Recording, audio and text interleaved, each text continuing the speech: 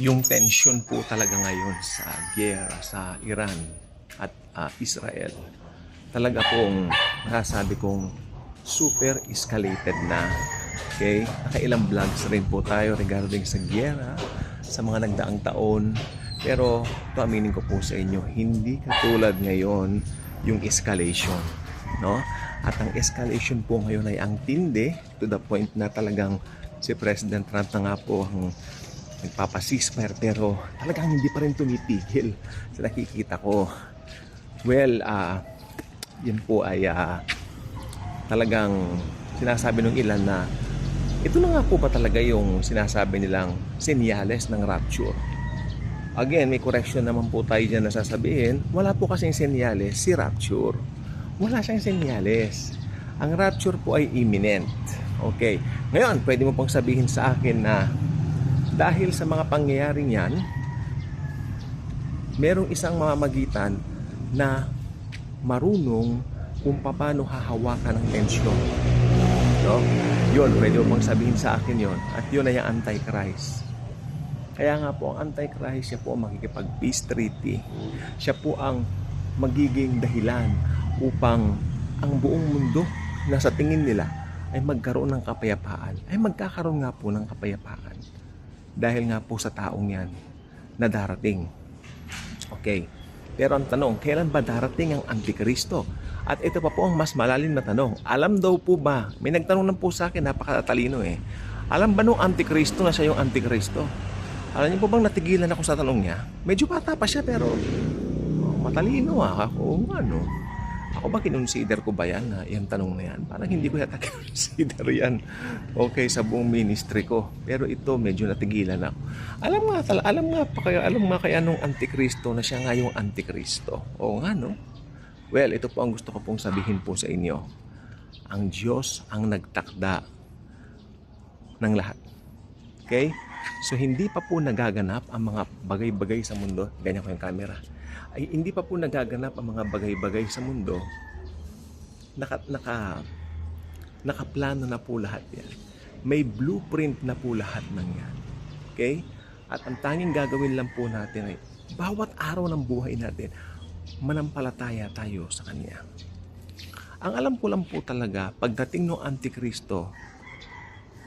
Antikristo na siya. Pwedeng alam niya, dahil itinakda nga siya ng Diablo, at masasabi ko rin naman na may kapahintulutan po ng Diyos lahat yon. Pero pwede ko rin sabihin na unaware din siya. May naniniwala rin po kasi na unaware yung Antichrist. Mas maganda tong pangalawang tsuri ko, unaware ang Antikristo na natutupad niya na yung mga bagay-bagay ng Biblia.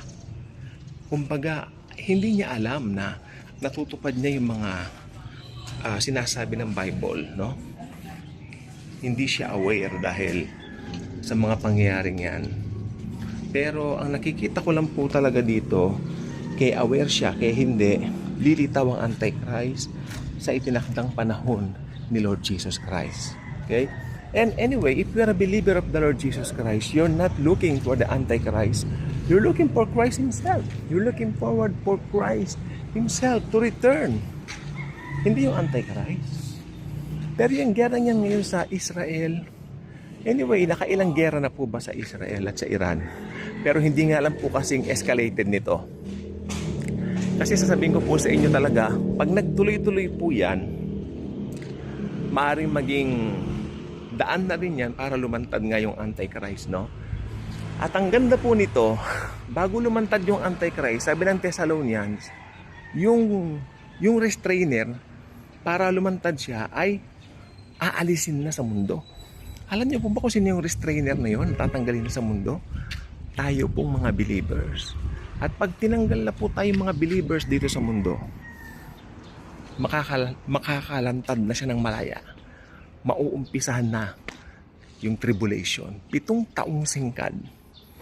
Anyway, alam niyo po ba, ang senaryo kasi noon, kapag milyon-milyong tao na vanish dito sa mundo, lahat ng tao maguguluhan. Well, anong nangyari? Nasaan na yung mga tao? Ba't nawala sila?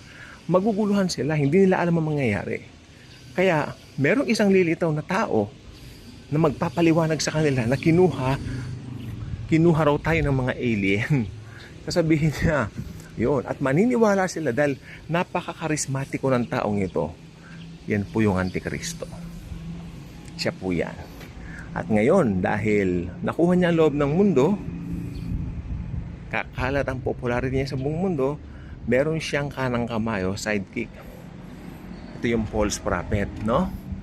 At pangungunahan nila ang paggawa ng mga milagro, mga himala, para, alam nyo, ultimately, matupad yung plano ni Satanas. Okay? May kapahintulutan na po ng Diyos yan sa lahat. Okay? Nakasulat na po yan sa kanyang aklat sa Bible. So, mangyayari at mangyayari po yan. Ang Antikristo ay lalantad sa itinakdang araw ng puong may kapal. Okay? Hindi sa takdang araw natin, hindi sa paraang alam natin. Kasi maski sabihin mo, uy, nagkakatugma na yung mga Bible prophecies. Oh, ito na, malapit na. Pero tandaan po ninyo, mga tao lang po tayo. At doon sa tanong na, alam ba nung Antikristo na siya ang Antikristo? Pero parang sa akin, parang mababaw yung argument na yon. Although thank you doon sa nagtanong na tao kasi medyo interesado talaga siya sa eschatology. Para sa akin po, no, hindi niya alam na siya ang Antikristo. Wala siya, hindi niya alam yon. Hindi niya alam. Ang alam lang niya, pagkakataon niya na maging tanyag. Ang alam ko lang sa Antikristo, bagamat hindi niya alam siyang Antikristo, ang alam lang niya, gusto niya maging popular. Kaya sabi ko nga po sa inyo, inuulit-ulit ko, yung Antikristo talagang gustong-gustong maging tanyag at matanyag. Ha? At tilian ng mga tao na nasa center stage. Punong-puno ng kayabangan ng Antikristo. At hindi lang po yun, siya ang pinakamasamang tao na makikilala ng mundo. Sapagkat lilitaw po ang kanyang ugali kapag dumating na po yung tinatawag na Great Tribulation. Okay? Pero lahat po ng yan medyo shallow pa rin yung iba dahil like for example, kung hindi niya alam na siya ang Antikristo, paano niya alam yung tungkol sa mga power, yung mga mirakulo, mga ganyan, na medyo ano pa rin tayo doon. Kaya wag natin pakatutukan masyado yung bagay na yon kasi hindi po natin aabutan yon. Ang aabutan po natin, irarapture tayo. At pag nag-rapture na po, doon siya lilitaw, doon siya lalantad. Malalantad po ang Antichrist. Maski humupa pa, makinig po kayong mabuti, maski humupa pa yung gulong niya na present sa Israel at sa Iran, yan po ay matutupad pa rin yung paglabas ng Antikristo. Anyway, yan pong gulo ng Iran at saka ng Israel, matagal na po yan, sa Bible pa po eh. Yan pong Iran, yan po ang dating Persia. Marami na naging pangalan niyan eh. Ilam. Tinawag siyang Ilam, di ba? Dati Ilam ang tawag, tapos naging Persia. Tapos noong 1935, nagsimula na yung pangalan ng Iran. Ay, Iran, okay, yan na po. So, yan po. Pero maliwanag po yung Ilam at saka yung Persia, nasa Bible po talaga yan. So, what makes you think na hindi magtutuloy-tuloy yan? Okay?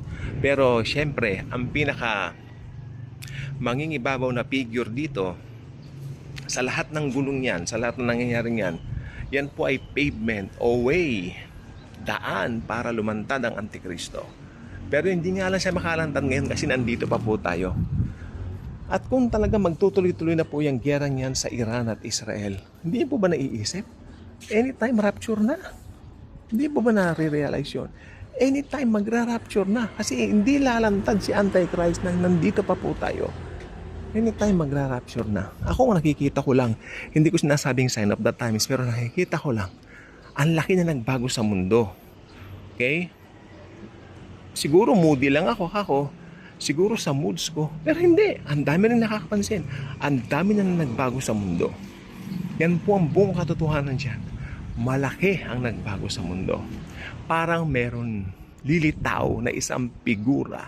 May lilitaw na something na ewan ko kung ano yun, no? Kung ano man sa ngayon yun. Pero may kakaiba talaga. The whole world. Alam niyo po ba pagkatapos po ng COVID-19 pandemic, nagkaroon ng Great Reset. Nasa Great Reset na po tayo. At naniniwala ako, nasa sakop ng Great Reset ang rapture of the church. Tatagayin na tayo anytime ni Lord Jesus Christ. Thank you. God bless.